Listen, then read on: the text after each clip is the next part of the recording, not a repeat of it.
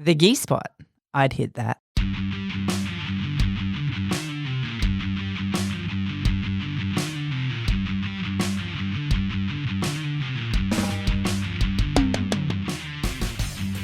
Welcome to the Gi Spot podcast. My name's Rachel Bradshaw and I'm a black belt in Jiu Jitsu. I don't know why I do it. Hi, I'm Kaz Page. I'm a purple belt in Jiu Jitsu and we're back. I think it's my eyes because I'm going, am I going to get this out in one take or am I going to fumble over my words? It's like a new thing every week. I know, exactly and I'm looking what's coming. straight in your eyes going, am I about to get this out? It's very intense. I don't know why I'm nervous.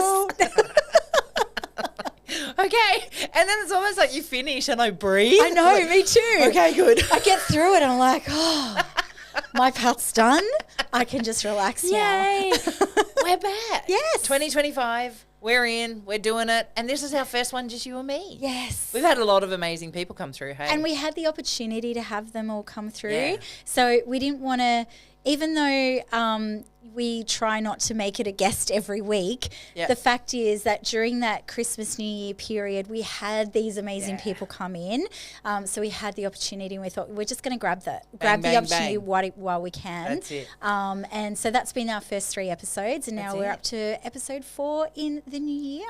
For what do they call it? Season 2, episode 4. Oh, There you go. Look at me go. Yes, ma'am. girl, we're in our second season. Hello. Wow, that's pretty exciting. That is exciting. I like that. I'm Yeah. like, because I can't count higher than 10. So we had to let go of 2024 because we got way beyond that. So we're at 4 now. I can count. Yay. yeah. I've got another 6 episodes to go before we'll have to move on. And then I'll keep counting. Yeah, you do it. Yes. Retro, how you Oh, been? Wow, so good. Yep. Reinvigorated, sorry. I'm liking all your posts where you're keeping yourself accountable. Yes. That's pretty awesome. So I started doing that last year. I had a goal that I wanted to get 2024 roles in 2024. And I just forgot. See, you can't count past whatever it was. Well, I kept rolling. That Yeah, didn't change. Yeah, you just stopped counting. I stopped counting. I forgot. I forgot to put a couple of posts up and then I was like, bugger it. Don't worry about it. Just let it go. And then a few weeks later, I start getting messages in my inbox going, what happened to your posts? I was watching that and I have to remember that it's not just always about me. Like people are watching and people get inspired. And I said this to someone on the podcast a few weeks ago about we don't realize the impact that we have on people that are watching us. Yep. And what that's doing for their psychics, not their psychics. As you can see, everybody, we're going to have another great English year. As I said, really tough gig when you're a podcaster, not being able to talk. You can talk. We just use additional words. That's it. I make things up as I go. Yeah, it's good. Me too. So you're in The good language company. of Rachel. And Kaz. Grant was joking about that last night. He was like, I sent him a message and it all auto-corrected. And he's like, but it's okay. I've learnt to speak the language of Rachel. And I'm like, well, autocorrect has 2 apparently because I don't know what I'm saying half the time. It just fixes it for you. See? Modern technology is a wonderful thing. Embrace it. Anyway, so what I'm doing is every session that I roll in now, at the end of the session, I'm doing a couple of things. I'm noting how many rolls I do and with what level training partners I'm rolling with because I think that's important. Mm-hmm. You can sit back on your laurels sometimes and just go, I'm just going to have a fairly cruisy night with all the white belts tonight. I want to make sure that I'm getting a good session of training in every single session, and also creating a highlight. What was the positive? What did I get out of it tonight? What was the good thing that I can take? What am I grateful for? Because last year I made a big switch in my mindset about having more gratitude. Mm-hmm. And I think a lot of really good things came my way because I switched that mindset. Yep. When do you reckon in the year you switched that? I chose that early in January. I just sort of came into the new year thinking I'm going to really practice gratitude this year and really focus on the positives. Actually, that's a lie because last year when I started this same thing, putting the posts out there, I actually was about like how many times did I get tapped out? That was the focus point until I got slept. And then I realized I was actually looking at the whole thing negatively, not positively, because focusing on how many times did I get tapped out was focusing on the wrong thing, not the learning, not what I did good, not how I'm improving, but where I failed. And when I got slept, it wasn't because of ego, me going, oh, I can't get tapped out tonight. It was simply me trying to push past a choke that I probably would normally have just gone, oh, you caught me, I'm going to tap. Yep. Right. So from that moment when I got slept and then I woke up and I went home and I thought about it, I went, oh, no, I'm actually focusing on the negative, not the positive. And that's when I did this whole mindset shift. Yeah. And I was like, no, I have to think about what I'm grateful for. So I changed it to highlight. What was the highlight of my night? Yeah. Last night was really hard because I've trained hard the last 4 or 5 days in a row. And I got home and it was my second training of the day. And I got home and my highlight was, I think, I'm really tired. My body's sore. I was the nail tonight. So it wasn't really overly positive. So I need to shift that and come back up again. But it was really cute because in lineup last night, I rolled with, a variety of different people and I didn't do so badly. Like I was just feeling wrecked by the end of the night and I'm standing there and I said to the room, and Grant's talking and I go, oh man, I was the nail tonight. And one of my favorite training partners, he goes, well, if you were the nail, I was the plank of wood. And your husband, Matt, goes, well, we all need to know where we stand. Yeah. Like, just accept your lot in life. Funny bastard that he is. It's like, there's levels to this. Even though I'm the nail, there's the wood. Then there's the hammer. And I certainly wasn't the hammer, but anyway. Last night. But that was, that's been the last few weeks for me. How's your last few weeks been? Look, mine's been really good. And I think it's funny that you talk about the retrospective from perspective last year because we make no secret of our journey over the last 15 years and we've been through some pretty hard times, Matt and I, and as the family and everything. And at the end of every catastrophic year for us, I've kind of got to the end going, fuck, I just want this year to be over. I'm done. Like I just need to breathe. I need a fresh start and da.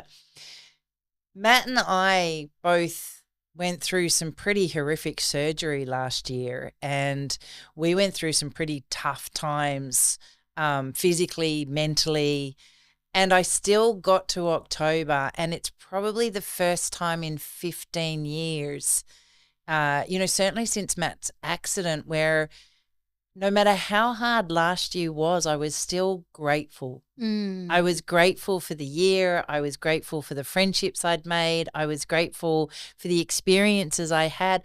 And I was even grateful for my surgery because it meant, I'd had 7 years of constant cortisone and cauterization and pain meds and God knows what else and pain. Yeah.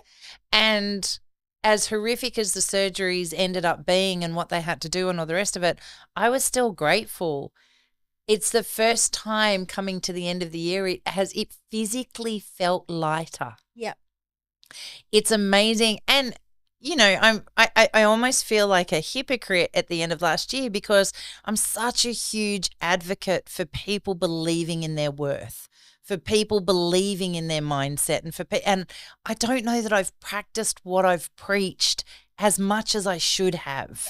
Especially coming into the end of the years. Now, I'm not one for setting goals and all the rest of it because I won't set myself up for failure like that. Yep. If I want to achieve something, I'm going to go and achieve it. Yep. If I don't want to you don't need to make a New Year's resolution. That's exactly right.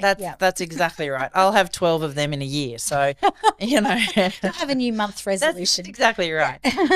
So the closing out of last year was really good for me. It was like, and we still had shit happen towards the end of the year with a fucked hard neighbour, but so what?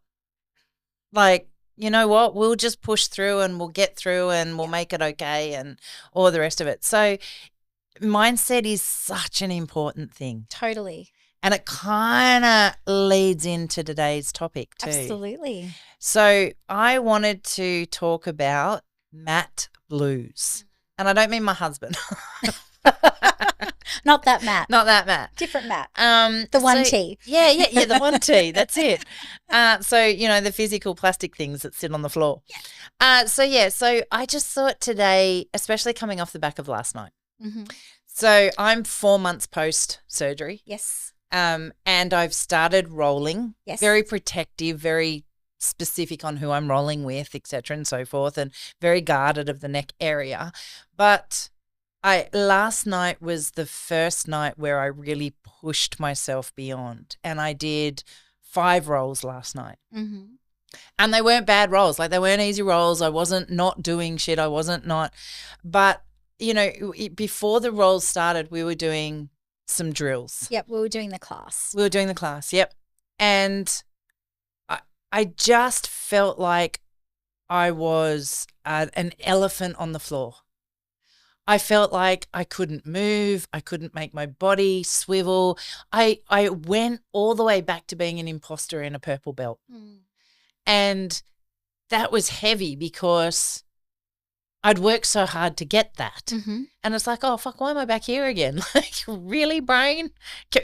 And, Matt was being so patient with me and trying my hips just, it didn't feel like I was swiveling and I was getting the angles that I needed to get.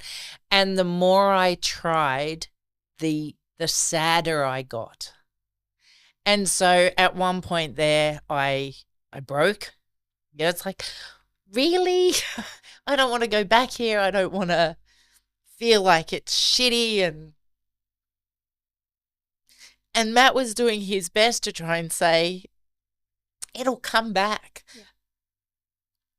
I hadn't given thought to the fact that I hadn't done anything for, it's been pretty much since April where I've really struggled and all the rest of it. None of that was a thought to me because I'm a purple belt. I should be able to do this. I should know this. I should be better than where I am. And so Matt was being very patient and like, honey, you're being too hard on yourself. You can't tell me that in the thick of it. Like, I'm there, I'm stuck there. I have to breathe and I have to get to myself where I go, all right, I have to get back there. You've walked over at one point and you're like, are you okay? And I went, no. So you were flat on your back. Yep. And Matt was sitting up. Yep. Looking at you. Yeah. And I've just come over like that little goat stand over top of you, looking down at you. Yeah. And you're like, are you okay?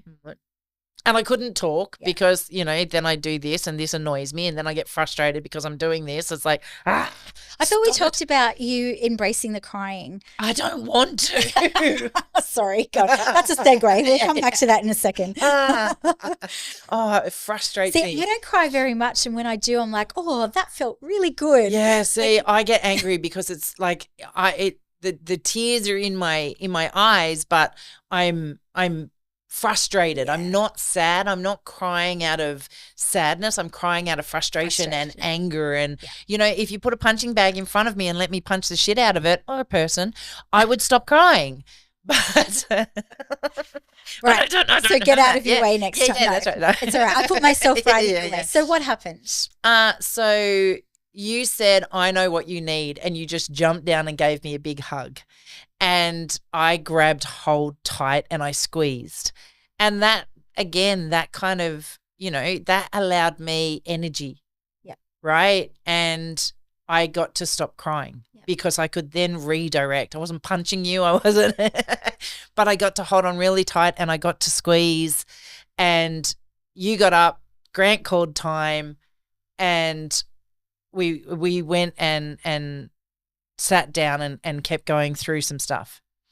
And then when we got to the roll, I can't remember if it was before you and I started or at the end, and you went, Kaz, you basically haven't been like, because I said to you, I should be a better purple belt than what I am. I feel like I'm an imposter. Like, I don't feel like I'm at the point where I want to be. Mm. And you went, give yourself a break. You basically have been off the mats for 6 months. Like, you got your purple belt and then basically That was it. Your neck was done. You were out. That's clarity. Yeah. That's like, oh, okay, we're January. It hasn't really been 9 months. It's been a few weeks post that. Technically, I'm still just an old blue belt, new purple belt, because I haven't really been able to execute and do and keep learning. It didn't mean I was frustrated any less. It didn't mean that I was any less disappointed. It just gave me a bit of perspective to go, okay, you know, and I guess there's that element too, right? People see that color around your hips and they expect something. And I felt like I had nothing. It was literally that night and day. But, okay. So there was one part of the drill that you weren't getting, or one part of the class portion that your hips weren't moving in the way that you wanted them to move. Well, number one, you've had spinal surgery. Yeah. And I know it's at the top end, but give yourself a break on that. Number two, it's the most you've moved last night. Yes. Number three, I rolled with you. Yeah. And I actually said this to Matt this morning in the veterans class. I was like, the way that you handled your surgery and then your comeback was beautiful. And I said this to the veterans as well, because we're talking about injury. And I said, you know, you went through your surgery. Then the first thing you did a couple of weeks later, it wasn't even that long. Yeah, I think it was 2 weeks. You came in to watch a class, sat on the bleachers. Then the next step was sitting on the mats but leaning up against the wall. Yep. Then the next step was working in a group of 3 and just doing a couple of little tiny things that you could do. Yep. And then it was playing ping pong, so a little bit of a roll. And then all of a sudden, very quickly, you've gone from that to last night where you've done 5 rolls with 5 different people or 4 different people and done an entire class.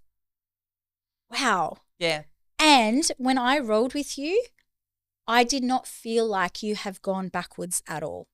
So you have not gone backwards. Maybe it put a pin in it, you know, but you did not feel like you were a white belt that I was rolling with. Yeah. Yeah. And I don't know, I don't know how to see me through other people's eyes. I wish to Christ I could. Oh God, sometimes I wish I could see me through other people's eyes, because it would take all the doubt away. Yeah. And I think that's, you know, today we're talking about Matt Blues, because last night I haven't felt that in a really long time. And last night it was frustration, but it was a sad frustration. Yeah. And if I could just see it through your eyes, or if I could see me through Matt's eyes, I would have been able to bypass it.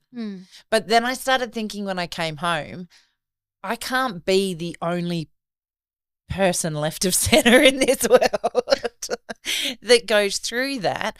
And I think even non-neurodiverse people must have that self-doubt at some point through their journeys, I think right? it's a universal thing. Yeah. I don't think it's a neurotypical or a neurodiverse thing at all. No. I think it's we all get in our own heads at certain times. Yeah.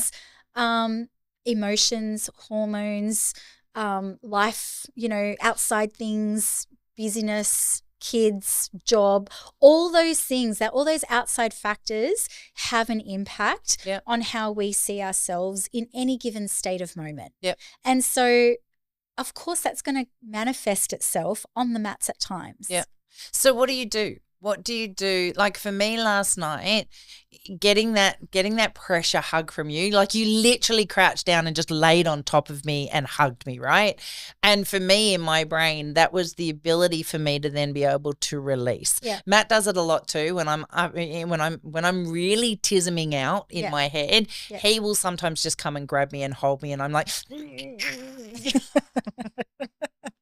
but it's like works. A weighted blanket. It is, yeah, absolutely. Where for me, from my perspective, yep, it just gave me a moment where I can go, yes, I'm on top side control bombs. I'm going to enjoy this moment.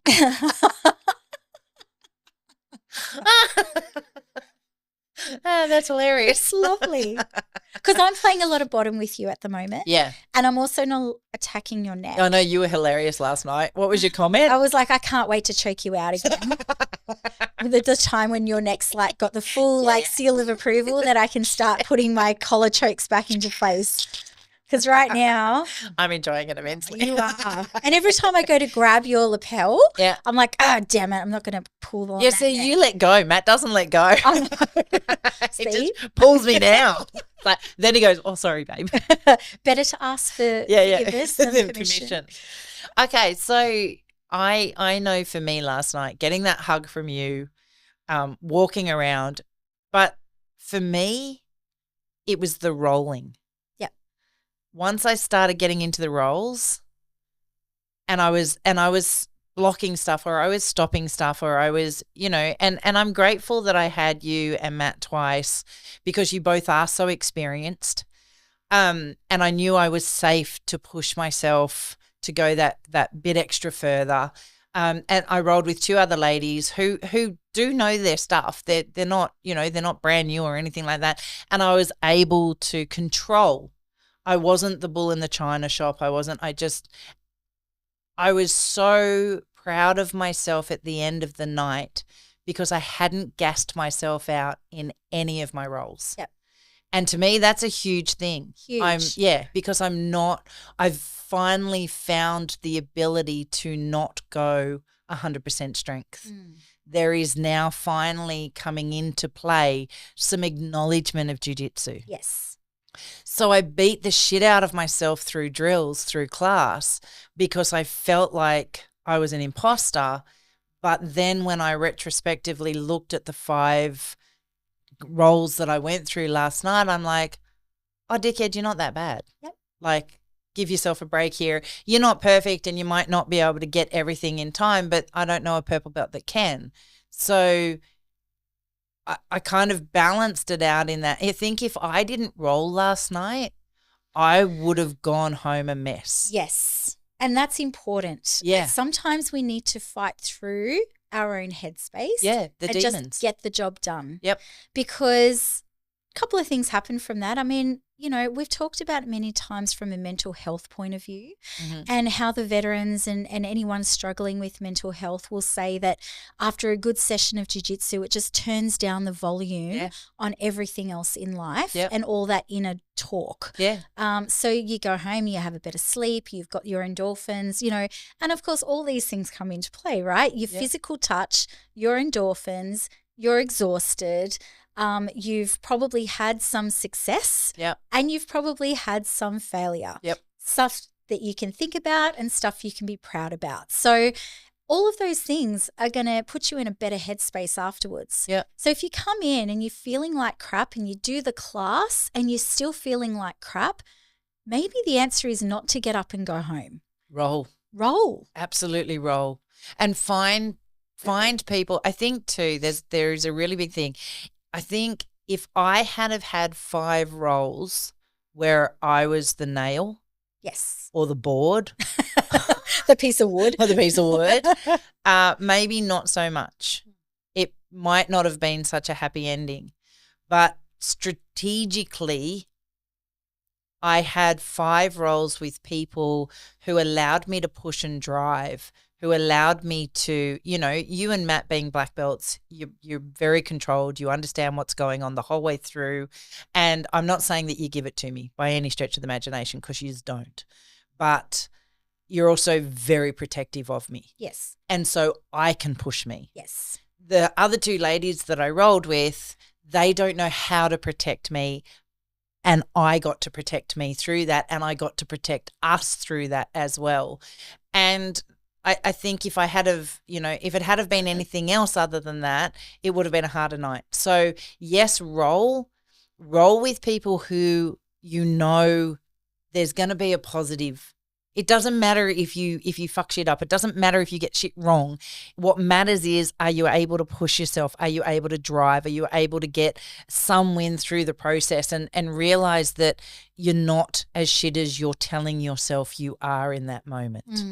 And that's I think that's the feed that I needed. I needed that validation in my own headspace to prove to myself that I wasn't the imposter that I was telling myself I was. Yep. Does that make sense? Absolutely. So I think from that perspective, that's really important. And I think the more you get through your jiu-jitsu journey, the more experienced you become, the more you start to answer that self-validation for yourself. Yep. You know, you go into a rolling session and you can come away and you can retrospectively go, I did good there, I didn't do good there, I did great there, hey, that was a good moment. Oh, I did fancy jiu-jitsu. I always like surprise myself every now and then, and I do something really cool and I go, that was really good. And sometimes my training partner, whether they're a white belt or blue belt, will go, thanks. And I'll go, no, I was talking to me. But you're welcome. And they laugh and giggle. I'm like, hey, I've got to give myself some good feedback every now and then, right? Matt and I were having, again, we obviously got a lot of work done this morning in the veterans class but we were having this conversation. He actually gave me some really beautiful positive feedback about my jiu-jitsu. Oh, yes. Because he's had a bit of time off as well, and he notices a difference in my jiu-jitsu from, 6 months ago to now. Yep. And he said, I want to give you this good feedback because I can see that, you're really shutting things down and you're really like insisting more on if you want a position, you're going, no, damn it, this is mine kind of thing. Yep. And that was pretty much the overview of that feedback. And he said, I want to, my thing is I want to make sure I give feedback where it's, because sometimes we don't always get it. Yeah. And I said, no, even like as black belts, we get it less. Yeah. Because it's just expected that we're You know everything. But we don't. Yep. And it's still a journey. And I said to him, like, you kind of get to black belt and you go, oh, I've arrived. But that's not what it's been. And like, how is that different? Like a bit of cloth around your waist is not the end of your jiu-jitsu journey. Yeah. And every step of the way has been like little peaks and then a plateau, little peak and then a plateau. Yep. And why would that stop just because suddenly I'm a black belt? Yep. And then when I think about Grant and I go, he's just levels above me. And I'm sure I roll with people who go, man, her jiu-jitsu is really good. But when I roll with Grant, my jiu-jitsu feels really crap. Yep. Like in every way, shape and form. So I'm like, all right, I'm just forever going to be playing catch up. So now you know how I feel. But having said that, choosing your rolling partners, if you're having a bit of an emotional night, choosing rolling partners that are going to be challenging but safe. Yep. A little bit fun. Yep. And where you get to try stuff out. Having that variety. Yep. Is so important. It is. It digs you out of the hole. It does. And likewise, on other nights where I'm just going, oh, man, I just want to, I'll swear, I just want to fuck shit up tonight. Yay! Welcome to 2025. I will purposely go, I am working from the top down. Yep. So I'm going to run through, I'm not going to run through, sorry, that was a poor choice of words. I'm going to roll with every black belt in this room. And then when I run out of black belts, I'm going to go through all the brown belts in the room. And only when I've run out of brown belts am I going to go to the purple belts because I know I want a really hard training session. Yeah. Right. So, and I'm going to be in that mindset. Other nights I'm going, man, like just being on the mats is hard for me tonight because my body's sore. My head's not quite in the game. I'm here as a coach, but rolling. All right, I'm just going to roll with like some white belts and a couple of favorite blue belts and have playful rolls. Yeah. So that's okay too. And both of those is a decision that's helping you get out of a funk. Not only is it helping me get out of a funk, but it's also improving my jiu-jitsu. Yep. Because every single roll I do, whether it's with a white belt on their very first lesson where I get to teach more than I roll myself, or whether it's with another black belt where every millimeter matters, I'm still getting something out of it. And that was me last night. That was me, I through the class, I was woe is me. I'm shit at this. This is crap, I'm back at square one. What the fuck? Here we go again. In my rolls, I was rolling with black belts who were allowing me to push myself and protecting me at the same time. I mean, I'm only 4 months post the surgery, so I've got to keep reminding myself of that. And what did you go to do on me, Kaz? I had to remind you too. Do you want to know though? I had done it twice on the previous roll. Oh my God. That was with Matt though, was it? No, it was with one of the whites. Oh my goodness. But it's my favourite. It might have been. Okay. You've had neck surgery. I know. Spinal surgery. I know. Really big one too. They that fused 4 of them. affected a nerve that went down your left arm. And leg. They're all fucked. And you tried to head and arm choke me using your left arm. I know. I've got to learn to come around the other side, right? Was that your point? I think the word I said to you was, "You're not doing that." Yeah. And you were like, "Yes, I am." I'm like, no, you're not hearing me. You're not going to do that because you have to look after yourself. And yeah, you said, let's pretend you did it and let's just move on. yeah, Like, oh, okay. let's just put that in the win column. Yeah. Let's just keep going. Let's move on to something else. Move on to something else. Oh my gosh. I know. I didn't say that I didn't need the protectors reminding me. You and Matt, very much the same. Blew my mind. Blew my mind. Anyway, But I'm so glad I was there to remind you. I know, me too. That's what I mean. Like I roll with my protectors. But I got to, I got to roll with you and Matt, and I rolled with Matt twice, and in those realms, I got to be the student, right? I got to be, and I'm not saying that I don't learn from other people either. I do. I constantly learn, but I was pushing myself in those roles with you guys, and you guys, even at one stage. And this is another moment. Sorry, I know I'm jumping all over the place here, but this is me upregulated. You're just excited to be back on the podcast. Yeah, I am. And so there was one point there where Matt and I were halfway through a roll or something, and I just felt his body go a bit sort of limp, and he said something, and of course I'm as deaf as a doorpost, right? So I'm like, what? And then he goes, do this, move over, roll up. And he was guiding me. He was teaching me something in that moment. Now, normally, because he has then taken me completely off my track of thought or doing whatever, I'd snap and go, now is not the time.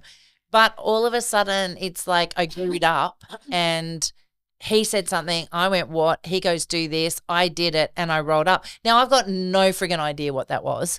I cannot remember, but whatever it was, it worked. And I didn't lose my shit. I didn't and so at the end of it, I kind of went in my own headspace, look at me go. Yeah.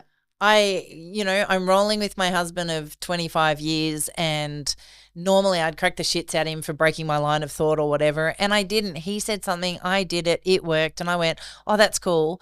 And then in my head, I'm like, I'll have to catch up with him later and figure out what the hell that was. Yeah. But that was another growth moment for me to go, I wouldn't have done that at blue belt. I sure as hell wouldn't have done it at white belt because I'm too busy defending my life.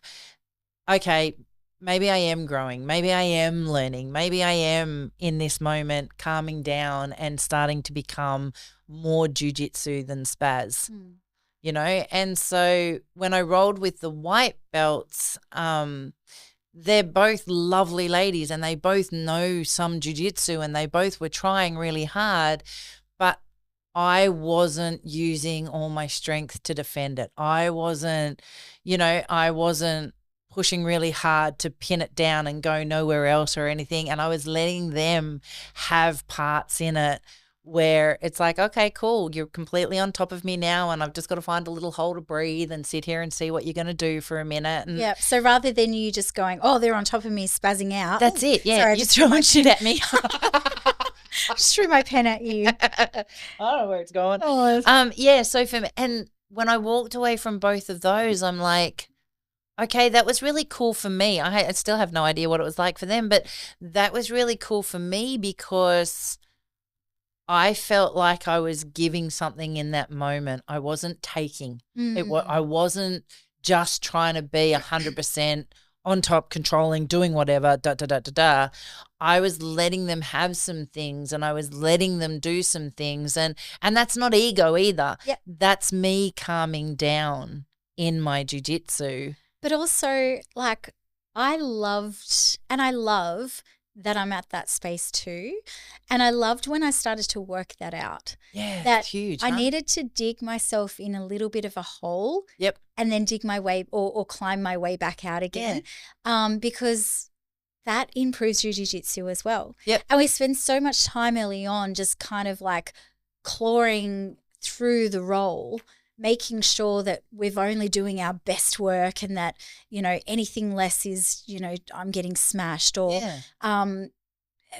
not even being able to even comprehend that too much, just going, oh, am I even learning anything? I just get smashed every roll. And I just feel all I feel like I do is defense. Like these are common things I get told a lot about. But I remember being back there as well.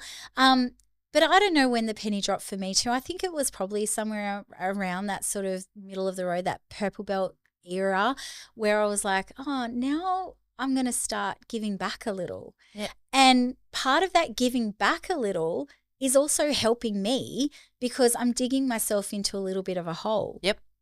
Now, that sometimes goes awry Mm-hmm. and it's sometimes not helpful because you'll underestimate your you training might dig partner. yourself in a bit too deep. Too deep. And you'll forget that this person's jiu-jitsu has improved a lot lately and you'll go, damn it. Oopsie daisy. It's all right. They can go home and celebrate that they tapped the coach out or whatever. But it's okay. It's funny, you know, we talk about leaving your ego at the door with jiu-jitsu, but I don't think that actually cements in until around purple belt. I don't think, you know, I think people understand it and coaches talk about it and it's a real common discussion, you know, like fucktards will be sent marching in their way. But I think when you get to a point, last night for me, the last time I rolled was 3 rolls. Last night was 5 rolls, so I'm starting to build them back up. I learnt something from every roll last night. Yep. Whether it was mental stature, whether it was physical stature, whether it was technique, whether it was lack of strength, you know, not focusing on strength, focusing more on technique, whether it was accepting, you know, coaching from my husband mid-roll that historically, I'll own it, I have not been able to do because it has taken me mentally away from, you know, my tunnel vision of what I'm doing. And I do get very tunnel vision. I get very laser focused. Yeah. And when people pivot me out of that, I'm like, what the? So I didn't do that last night. I rolled with it. So I learnt so much last night. And I learnt that I'm not an imposter. I learnt that I'm at the very beginning of my purple belt, even though I'm almost a year in. Yep. And that was because of an injury I had no control over. Yep. And that's okay. So let me ask you this question for proceeding forth. Mm-hmm. Because nothing's ever linear. Mm-mm. So what happens when you've done 3, you've done 5? What happens when you go to do 7 and something doesn't quite work out for you? I burst into tears and you hug me. I'll always be there for a hug with you. Thanks. But I want you to also not be hard on yourself. I have to. I will probably deep dive and I will probably be hard on myself. What I learnt last night is that I also have the ability to pull myself out quicker than I historically have ever had. Mm-hmm. And I think that's probably one of the big things that I really want to get out of today. Yep. Because I always could, I just didn't. Mm-hmm. And I think that's a huge thing for people to take ownership of. It's okay. And I was talking about this with my physio today actually because I was talking about my kids. And there was an instance a couple of years ago where one of my daughters was at a competition and she lost. And she felt that deeply, like she felt that really deeply. And it hurt. And a person who means an awful lot to us, who is phenomenal in this martial arts, walked up to her, put his arm around her and went, don't worry about it. There'll be another competition. You know, they're there, tap, tap, off you go. I got really angry and I walked up and said, don't you ever do that to my child again. you allow them to feel that. You allow them to be sad. You allow them to be frustrated with themselves or annoyed with themselves. You allow those emotions because they are very much real emotions. That's actually one of the first things that I have listed is that acknowledging your feelings. Yeah, you've got to be allowed to feel that. And I think when I came over last night and I went, what's wrong? And you're like, I'm just not getting it. And I was like, I know what you need, a big hug. In that moment, we both acknowledged your feelings. Yes. Yep. Yeah. It just allowed you that space for a second. Yeah. To just breathe. Go, oh, this is really shit today.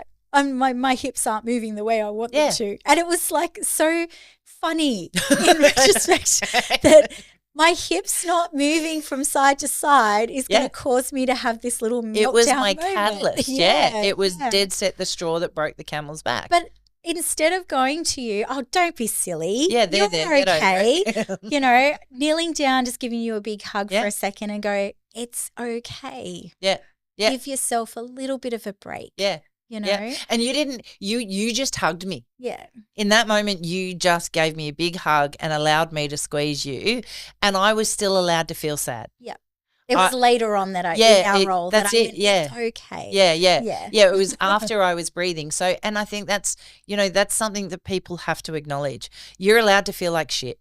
You're allowed to feel like you don't belong. You're allowed to feel like it's a bad night and you're not the blue belt you thought you were. You're not the purple belt, the brown belt, the black belt, whatever, the white belt, You're allowed to have that moment. What you're not allowed to do is stay there. And that's the catalyst of change. That is what will make or break the journey, because had I have stayed there, I would have come home last night. I would have felt like the world sucked. I would have beaten myself up and continued to beat myself up. And then that then explodes and starts to overflow into other areas of my life as well. Because there's no acknowledgement then that, I'm this sad sack that's moping around and all the rest of it.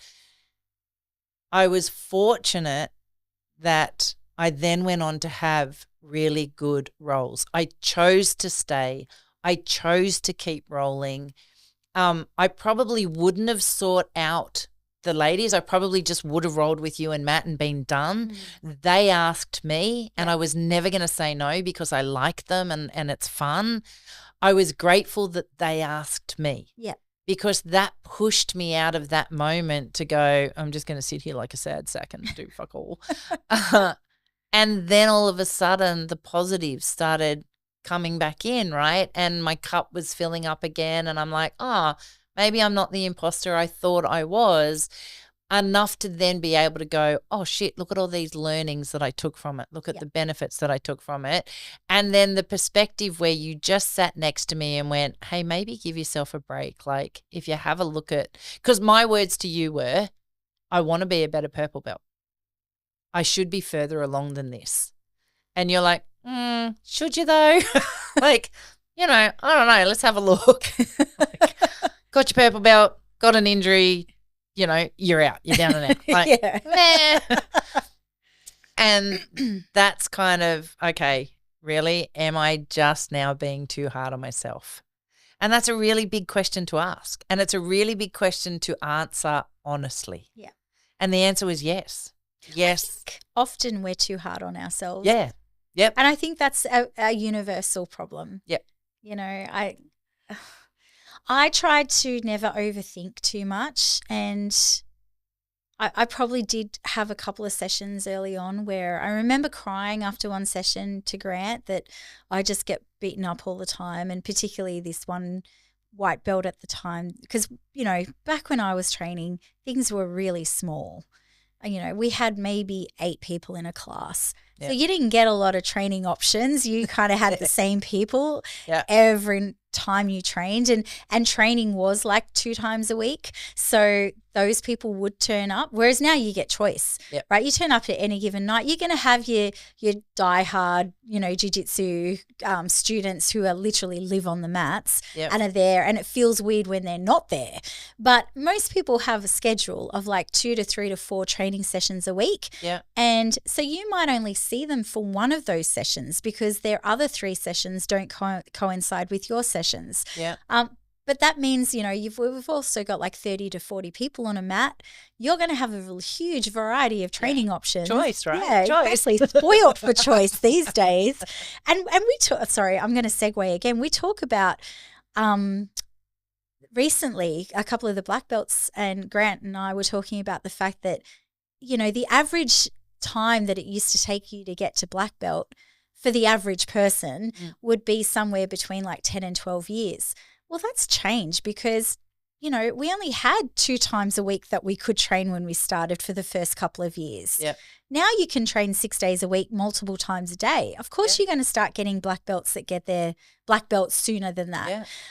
But anyway, I beside the point. What was I talking about? So you cried. There was one point. Oh, yeah, I cried because I was like, this guy just keeps ragdolling me. And he was like he probably would have been like 120 kilos, 6 foot, 2, something like that. He was a police officer. He was used to handling people. And I just So you were never going to win, right? Hell no. I just felt ragdolled all the time. Yep. And I remember crying and going, this sucks. Yep. And Grant gave me some really beautiful words of wisdom about how to deal with someone like that.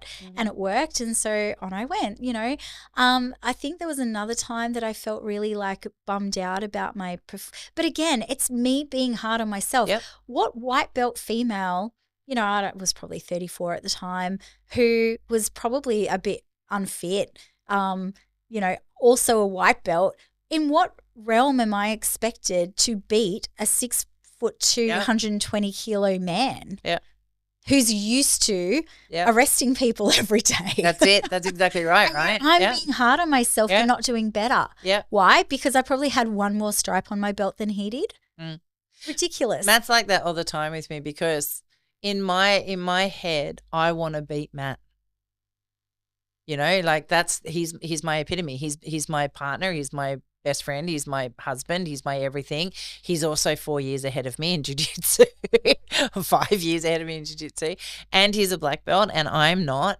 And I'm 10 years older, and my body's more broken in some elements. But so for me, I used to beat myself up a lot. Like, I want to beat you and I'm not, and that's a real head mess for me. I was going to say head fuck and then I stopped myself. I don't know why, but it was a real head fuck for me. Look at me being a good girl. I know, but then you went back and ruined it twice. So instead of just saying it once, now we have 2 times in there. I had to correct it. And he used to just sit there and look at me sometimes, just shaking his head going, babe, you're not gonna. I don't know how to, unless I give it to you, which is worse for your headspace because the minute I do, I've done it. Yeah. So and then you're mad at me if I do, mad at me if I don't. I can't win. Yeah. Sounds like a very healthy marriage to me. Pretty standard, right? Really typical. Atypical. But I don't do that now. I've learnt that I'm not going to beat him. I've learnt that I get better. So acceptance? Acceptance is huge. Yeah. And I've learnt that I make it harder for him. And I've learnt that he doesn't kill me. And he could, like I said to him the other night, we were doing something and I said, why? I made something, I can't remember what we were doing in the role, but I made it really difficult for him. And I said, why didn't you get out of that? Like, I know you could get out of that. Why didn't you? And he turned around and he just smiled and he said, to get out of that, I would have had to be excessively mean to you. I don't want to be excessively mean to you. So therefore, I couldn't get out of it. Yeah. I'm good with that now. Yes. I don't want him to be excessively mean to me to get out of things, to beat me, which is good, right? It wasn't that I learned anything jiu-jitsu wise from that statement. I learned to accept that sometimes he's just not going to be as good as he can be, and that's okay. And Grant said that as we were leaving last night. What did he say? So in our lineup as we were going, he was saying that as a training partner, he's not always going to come on the mat and be a black belt. He doesn't always have to come on the mat and be a black belt. He comes on the mat and he's meeting the level of the person. But if you come on the mat and you're an ass, he's going to let you know that you were an ass. Yeah. And rightly so, because he can. Yes. And so it's, I used to struggle with, I don't know how to benchmark myself against people who are better than me. I don't know how to see where I am. I don't need to. I just need to know that I'm learning. And that was huge for me. That's another element in where I can stop running myself into the ground. I don't need to beat Matt. Yeah. I need to know that I'm getting better and I'm making it harder for him. Here's a thought for you. It's not always about you. Yeah, it is. When is it not about me? I know that's a shocking idea, but wow, where have you been? do I even know you? Me. Get out. Are we even best friends? I know, right? What the? Okay, continue. Okay, so what I don't know if I like this. I know. Here's a thought for you. It's going to blow your world. When Matt's training with you, yes, he might be trying new things for him that aren't about beating you. Yes. Right? When I'm training with people, often I train for them. I dig myself into a bit of a hole. Like I was training with someone yesterday and they sat on their butt in front of me. Now this person, significantly lower rank than I am. And I went, what are you doing? And they went, I'm pulling guard and I went, you don't want to start on the bottom of me. That's not a good place for you to start. Like I'm sitting on my butt to give you an advantage. Yeah. Damn well take that advantage because otherwise this next 5 minutes is not going to be fun at all for you, right? See, God, you're a good coach. I would have just smashed him. Well, sometimes it's tempting. But what I try and do is start off in a bad position. So then when I get to my good position, I know I've really earned it. Yeah. And I'm sort of that way I'm giving them something. I'm giving them an opportunity to use the top pressure and being in a good position to start with. And I'm giving myself a bit of a disadvantage so that I have to kind of use really good jiu-jitsu to get back on top and then get on top and do all of that. As Grant was saying it in the lineup last night, is like, man, you don't want to be under Rachel's mount. Yeah. Like, which is really lovely to hear, might I add, because I don't think I get mount on Grant very often. And I'm like, but I never get there on you. He's like, because I don't want you to be there. That's it. Like, he goes, being under your mount sucks, so I don't let you get there in the first place. And I'm like, that's not fair. I want to get to good positions too. And likewise, it's not all about me. He's going, I'm not letting you have what you want because it sucks for me. So this is not about you. This is about me right now. Matt actually said that the other day because I said I wanted to do something. He goes, no fucking way. He said, I'm just not going to let you do that. Yeah. I'm like, oh. Because that really sucks for me. Yeah. So I'll let you grow. I'm a person with emotions too, damn it. I have feelings too. Very much so. Now, I tell you, there was another moment last night too. It was pretty special. Yep. And that was, I sent you a text message after training last night because it was. I mean, let's be honest, that's nothing new. No, that's true. Yeah. We text every day. That's right. All day. That's not new. We don't even get to get home before the messages start already. It's like, I know, isn't that funny? We're leaving the gym and I'm like, all right, I'll see you tomorrow. Oh, what am I talking about? We'll be talking within 10 minutes. Yeah, exactly. I don't know why I bother saying goodbye. We just continue the conversation. That's right. But last night, it wasn't only me who was quite emotional and beating up on myself. It was our daughter, Willow, who is very much like her mama bear in the anxiety world, right? And getting it up in our head and beating ourselves up. And she is 15. Yep. She is pretty fucking good at jiu-jitsu, I would say. Yeah. Man, I was underneath her last night and I honestly, one thing I meant to say to her, I've got to actually tell her this feedback, is it's very similar to the feedback that Matt gave me this morning, is that she has learnt to slow down. Yeah. And that slowing down sucks. Big time for me, because I used to be able to take advantage of her like opening up to move. Yep. And now she's just not giving me that space. And I'm like, That's one person I need to not fall to my butt and start with. I'm going to start on top next time.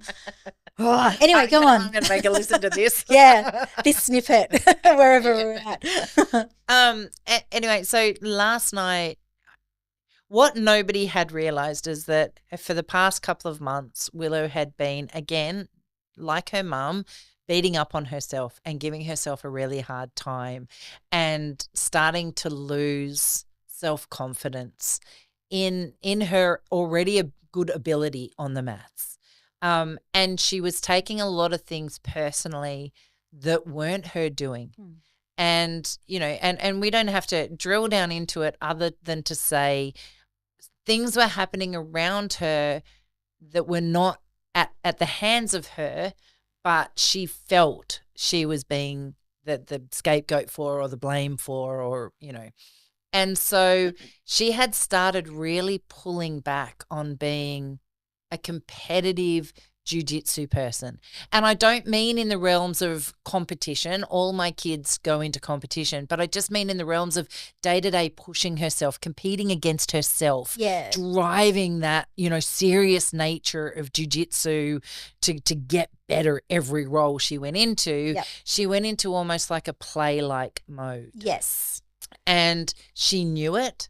She wasn't comfortable in that space, and she was becoming very sad about it. And, you know, Matt and I, we kind of knew, we saw it. We didn't quite understand the catalyst of why it had happened. And, you know, with Willow, we've learnt you don't push. You wait until Willow's ready to come and talk to you about it. And so, you know, we sit back and we wait. It's an oldest child syndrome. I see, I'm the baby, so I don't know. Can you tell? The babies like to talk. Yeah. Can you tell? Yeah. I'll tell you everything. Yes, Addie. The oldest ones tend to hold back and keep. Well, I mean, it's true for my children. Yeah, exactly that. Yeah, and Matt's the eldest too, and he's very much like that as well. And so last night, you know, she was there and she was having a roll with Grant. And I was sitting down on the side, Matt was sitting over the other side, and the roll had stopped and Grant and Willow had started talking.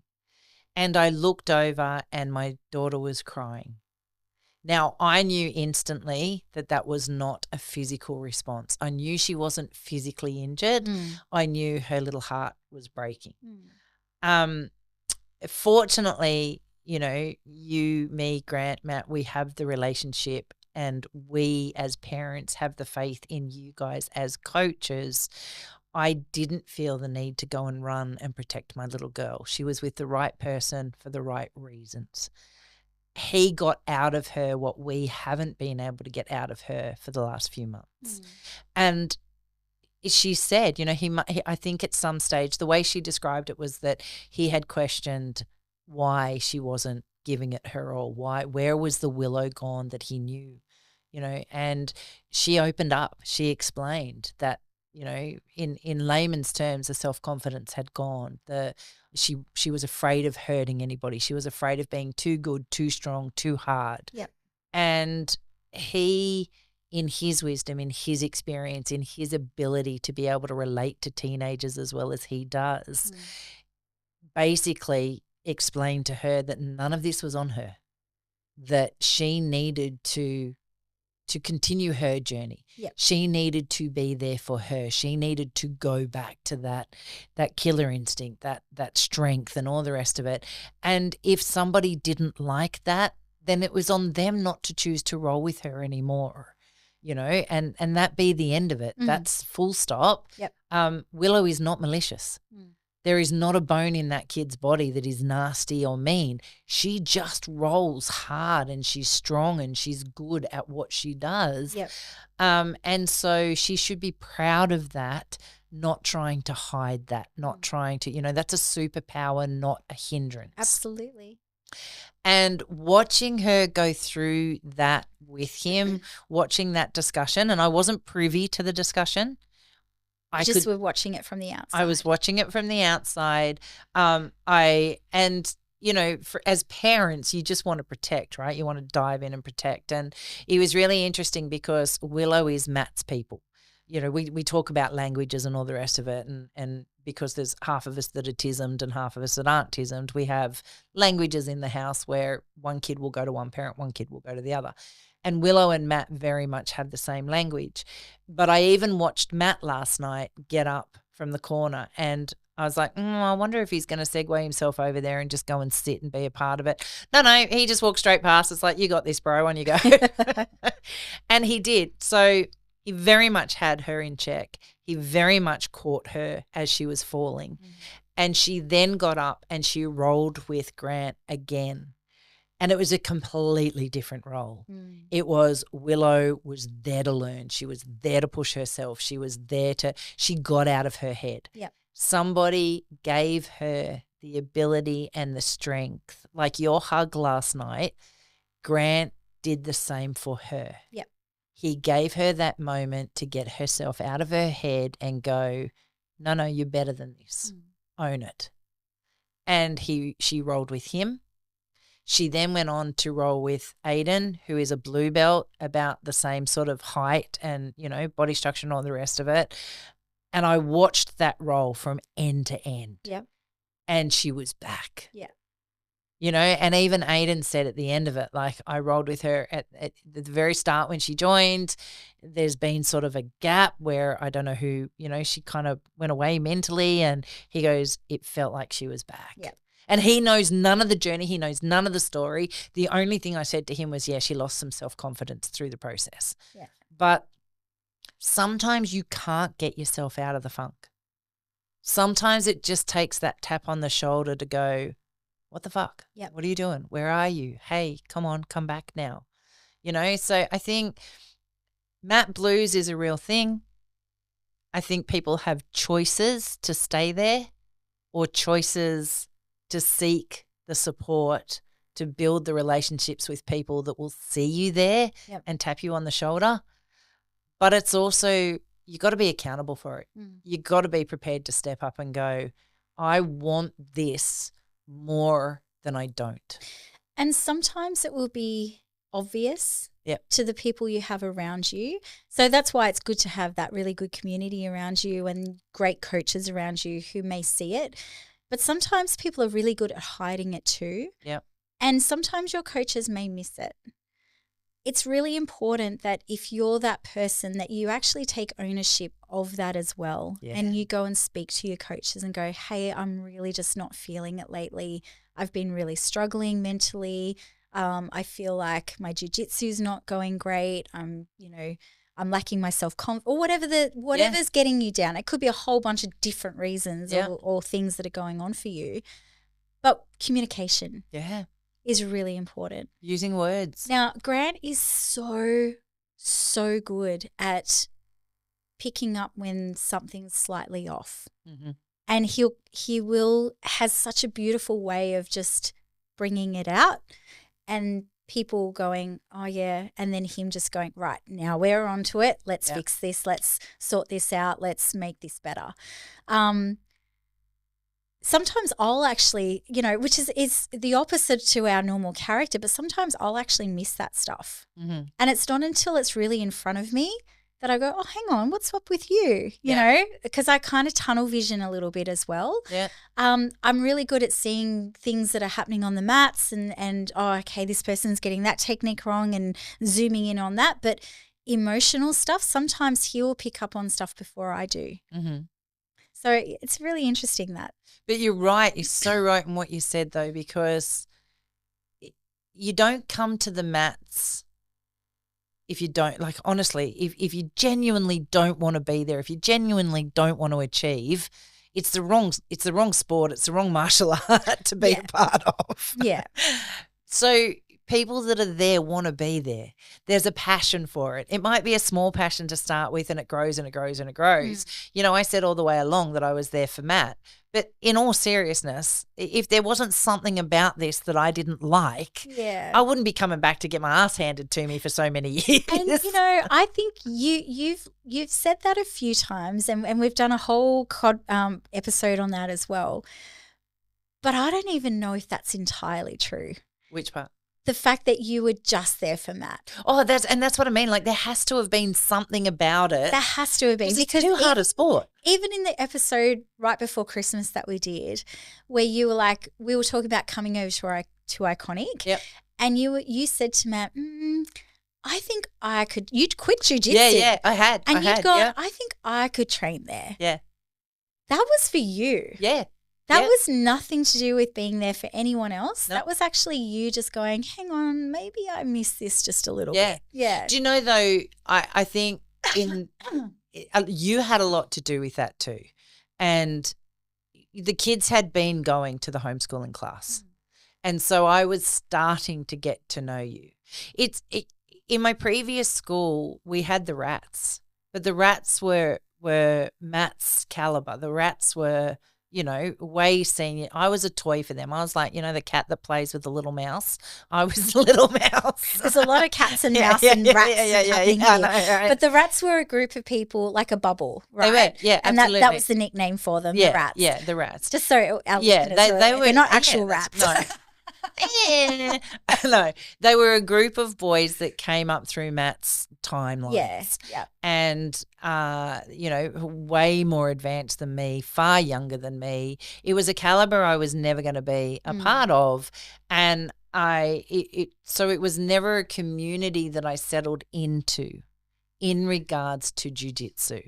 I wasn't a part of the women's club. I wasn't anything like that or anything. So you're kind of there but not there. Yeah. You're kind of in but not That's in. right. Yeah. So I was there for Matt. Yeah.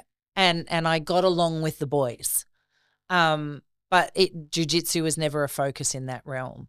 Coming across to Iconic, I met you and you were fun. I liked you and I was happy to do jiu-jitsu with you, and I figured that you were probably emulating a similar kind of vibe around you. So it just meant that there might be more like you, and that's okay. I would feel comfortable to come and do jiu-jitsu there. You kind of felt like maybe this is where I find my people. Yeah. And that's happened, and which has been awesome. Absolutely. And, in that regard, that allowed me the space to go, oh, no, here's a bit of honesty. I actually do like jiu-jitsu, and I might actually get to, learn and push my boundaries and become a part of something bigger than me that isn't just about my husband. Yeah. So, yeah, from that regard, very much so. And that took a while to kind of figure out as well. I think in this space you have to be prepared to be honest with yourself. I think you have to own your honesty. Yeah. It's okay to feel like you're shit. But then ask yourself seriously, have you done the time? Where are you in that? And if you genuinely feel like you're not progressing, to your point earlier, talk to someone. Go and seek out a coach. Go and build that rapport and go, hey, I'm really in a self-doubt moment. Yeah. Can you help me? There's sometimes when people will say to me, I kind of feel like I'm not learning. I kind of feel like I'm not progressing. What can I do to get better? Where am I going wrong? All these kind of questions come out. And sometimes I just sit there and look at them and I just blank out and go, I don't even have an answer for you, because in my mind, you're exactly where you need to be. Yep. I don't see what you're seeing about yourself. I see someone that's turning up to class, who's giving me really good roles, who's doing smart things. If I had to think of one thing, maybe in our role then you could try that. But it's like such a minute. It's not a global issue with you. It's not the collective you. Yeah. It's nothing. Yeah. Just keep turning up. Yeah. And it seems like such a cop-out thing to say as a coach, just keep turning up. But we've said it so many times, and it's one of my favorite Chris Howder quotes. It's like, it's not who's best, it's who's left. Yeah. Yeah. And that's all that comes down to it, because I've seen talent walk through the door, really good talent, that I've gone, man, if they stuck with this, they'd be insane. Yeah. Like already week 2, they're like, they know how to move, their bodies like, do their hips swivel? Their hips swivel. They're not questioning themselves. They're not crying. No, They're not crying on the mats. They might have had a background in something that gives them that little bit of edge, and you just go, man, your baseline's already high, and if you stick with this, you're going to go really, really well. Whereas, there's other people that come in that really struggle and their baseline's really low, and you're like, oh my goodness, okay, we've got something to work with here, right? But I've seen that talent walk back out the door. Yeah. And I've seen those people who really, really struggle just keep turning up and do there. really, really well. Yeah. When the penny drops, it's like a miracle happens. Yeah. And so I say to those people, you remember back when you were a white belt and that guy used to like give you so much trouble and you came to me like, man, I just get tapped out by that person all the time. Where are they? And they're like, oh, they quit, they don't even train. So imagine if that guy walked back through the door now. How do you think that would go? Yeah. Oh, well, I'd probably be able to do something else. Exactly. That's it. Because that's what it is, because you just kept turning up. It's a huge thing. I remember the other day, we're in Jiu Jitsu groups all over the socials and everything, and a guy put up a post saying he'd just got his black belt and he never thought he'd get there and all the rest of it. And I sent congratulations in the group. And I said, congratulations, you obviously just kept turning up. Well done. And obviously continue the journey, blah, blah, blah, because it's not the end, right? And it's funny because that resonates now so much. Yeah. You just got to keep turning up. Yep. And that's, I think, the biggest thing for me. Historically, when I would be in this rut, I'd be like, fuck it. I'm just, what's the point? I'm not getting anywhere. I'm not getting better, blah, blah, blah. Last night didn't even enter into my head that I wasn't going to come back.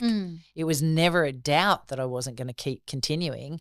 It was just literally I feel like I'm starting again. And I in that realm, I have put on all the weight and I have been off the mats for 6 months in rehab and going through all that and start. So to a degree, physically, it does feel like I've gone backwards. But I was fortunate last night that the down hit the high. And so I think, we talk about mat blues. I think everybody will experience at some level or another mat blues. I will experience them again, I have no doubt. But it's what we choose to do with them when they strike. That's right. Are you going to live there? Are you going to live in that mat blues, or are you going to go home at the end of the night and go, oh, well, that training session sucked, like I did last night? Now, my training session didn't suck. Yep. I had really great roles. I had a great role with Matt. I had a great role with you. I had my role with Willow. I was the nail. Man, she was so good. She was so on point with me last night, and it was before that role with Grant, right? Yeah. So,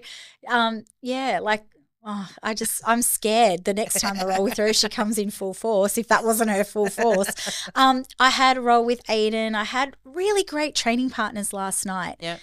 It was just me. And Jaden. And Jaden. We're going to get on the podcast in about a month or so. Yeah. 6'7", Jaden. I'm 5'4", 3, 4. Yeah, you did look really little. If I'm wearing shoes, I'm 5'4".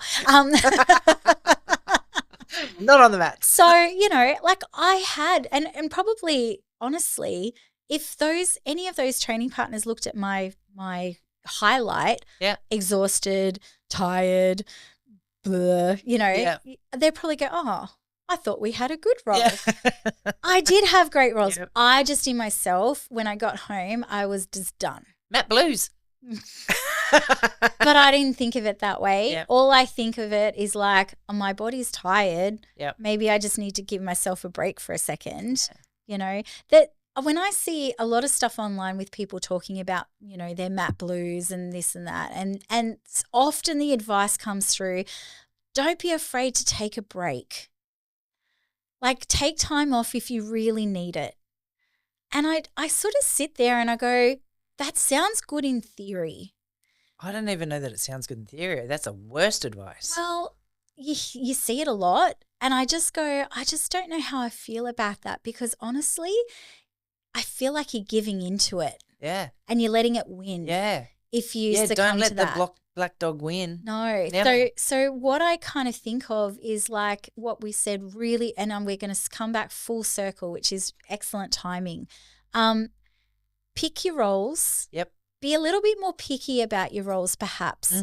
Give yourself some wins. It's okay to pick some training partners where if you feel like all that's happening to you is that you are getting constantly smashed, then pick some roles that you may find a little bit of a win in. And define what your win is too. That's right. It's not a tap. No. It's did I get on mount? Did I get something away? Did I move in a good way? Was I helpful to my training partner? You know, we talk a lot about in mental health that some of the worst things that you can do for yourself is that inward focus. Right? If you're already spiraling, thinking more about yourself isn't always helpful. No. Be helpful to someone else. That's why my white belt rolls last night were some of the best, because I got to focus on them. Yes. I got to get out of my way. You got out of your headspace and you worried about someone else other than you. And suddenly everything changed.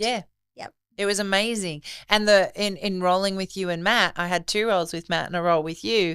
And in doing that, I just got to be the student. I just got to learn. I got to push. It was such a contrast in my roles last night, but they were so equally empowering for me. And it really was the kick up the ass that I needed to go, oh, you dumb fuck, you're okay. You know, and that's huge. That's a big thing. So it is. It's so important to own your ability to take yourself out of the bad space.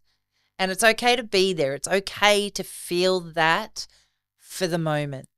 But I would be very sad if somebody said to me at that moment, well, why don't you go and have a break?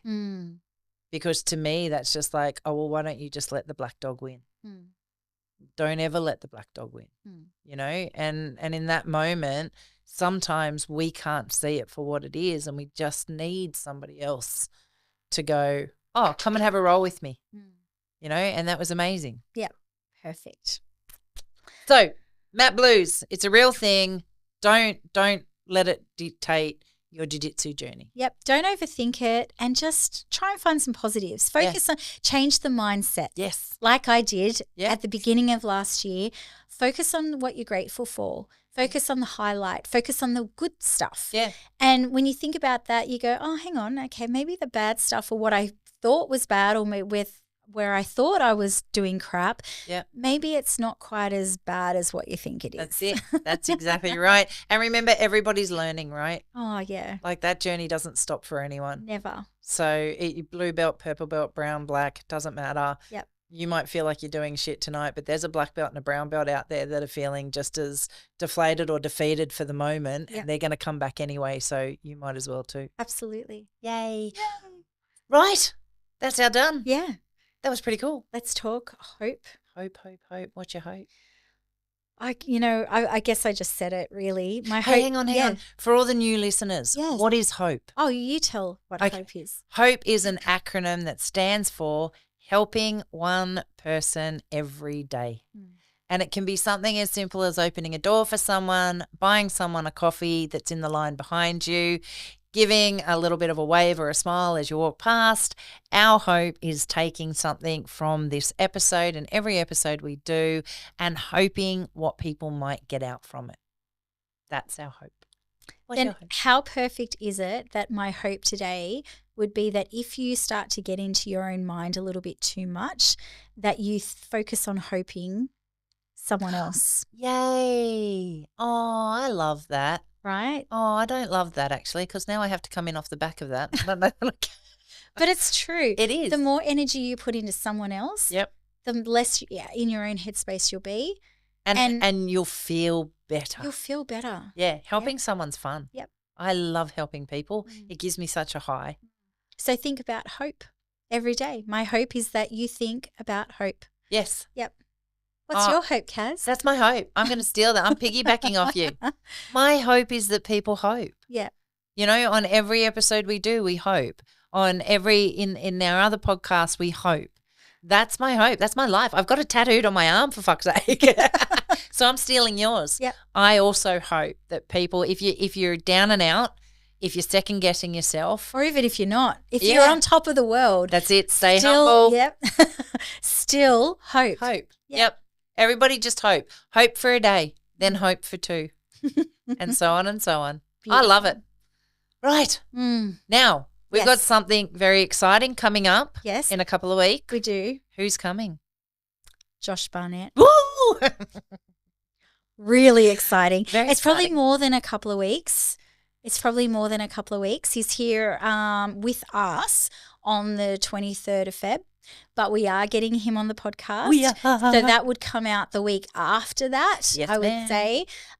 Really excited to get him on the podcast. So he's coming to Iconic for a seminar, and then we're stealing him away for an hour or so, probably 2. Yeah.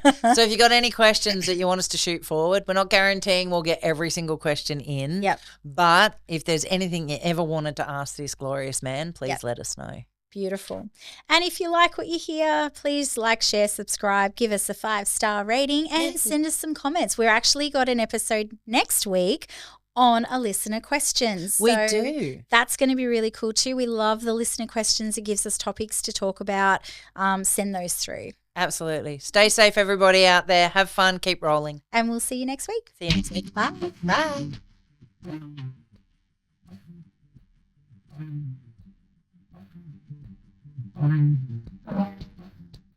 This podcast is a My Broken Soldier production and brought to you by Iconic Jiu Jitsu.